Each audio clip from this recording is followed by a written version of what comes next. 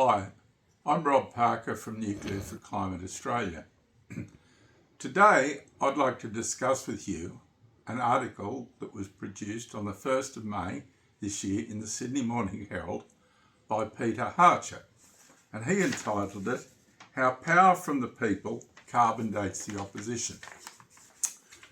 Now, what the basic tenet of Hartcher's article is that renewables, as he calls them, namely wind and solar, will provide us with low carbon energy and also will draw down our electricity prices.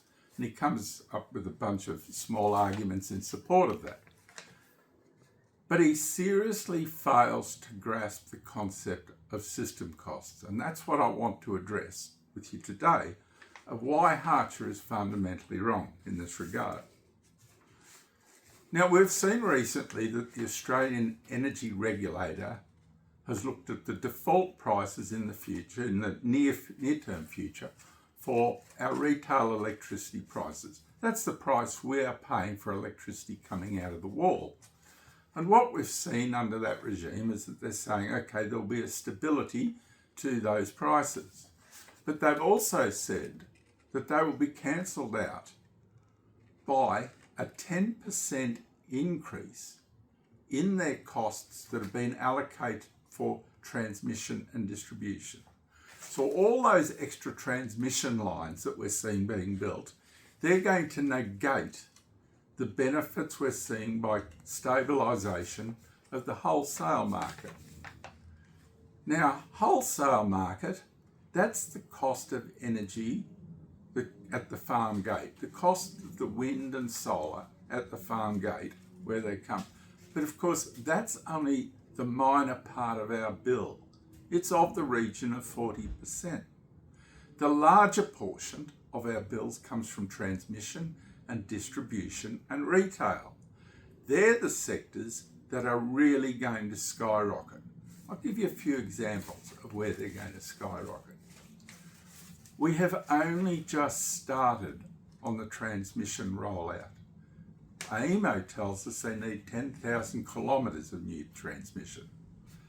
But already they're having trouble meeting timelines on that, and they're getting 2- and 3-fold cost blowouts. So there is no good news in terms of the transmission rollout. We're also seeing that Snowy Hydro 2 is blowing out massively in costs. Some people are suggesting it's going to cost $42 billion.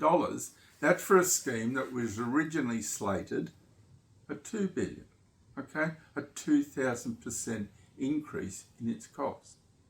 That's still got to come through to our bills. Then there are the things that don't even show on our bills, hidden subsidies, like the domestic level PV. We're going to end up paying for that one way or the other. That's $7.3 billion projected. So all of these hidden costs are going to be flowing through to us in the future. Hartcher never addresses those in his article. It's a fawning acceptance of the types of stuff that's spewing out of Chris Bowen and Anthony Albanese on our energy futures. I want to now come to this idea, which is promoted largely by his paper and other areas of the media, that wind and solar are somehow renewable. Well, sure, wind and solar as a fuel, they are renewable. But the basic materials that are going into them, all of those systems, is definitely not renewable. In fact, the materials intensity of wind and solar is the best part of 6 or 7 times greater than for nuclear power plants. We will never be able to power the world with wind and solar because there is not enough copper in it. There are not enough heavy metals in it. It is not renewable, and there is currently no way of recycling wind and solar components back into the production stream in an economical fashion. So let's get over ourselves. That stuff is not renewable. But further, those systems currently with outfits like AEMO's step change scenarios, they will have a total emissions intensity of up around 150 grams of carbon dioxide per kilowatt hour If we go to nuclear, we'll be down around 30, 32, much like the French are. In other words, we can reduce it by about 80%.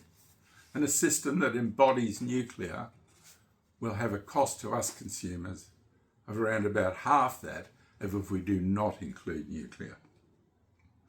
I want to come to his criticism of the opposition's 7 nuclear power plants and also their overtures to wind back on net zero. The idea of building those 7 nuclear power plants or having 7 sites and having them taxpayer funded is totally consistent with the history of what we've done in energy throughout this nation. All our coal plants were built by government. Snowy Hydro, the original, was built by government. The current Snowy Hydro 2 is being built by government. Just about all of the transmission is being built by government. So what is the problem with building 7 nuclear power plants also funded by the people if we get sovereign guarantee interest at lower rates than we would pay through the private sector? It's an eminently good idea, and nations across the globe do it. Taxpayers use electricity and electricity users pay tax. It's a round robin deal. Finally, I'll come to his invocation of Professor Ross Garnaut, the energy czar, who's deeply in love in Australia with wind and solar. Ross Garnaut did some wonderful work with the Garnaut report. I've read it cover to cover. And a lot of what he's got in there makes good sense. But his promotion of wind and solar is wrong. He does not take account of full system effects. Rather, I take my cues from the grandfather of climate change science, Professor James Hansen. And he says, it is truly insane not to include nuclear because we need it for deep carbon emissions. So in finality, Peter Hartcher needs to go back and burn the books and understand a little bit about energy delivery for this country before he starts to produce nonsense articles like the one he did on Friday. Thank you for listening.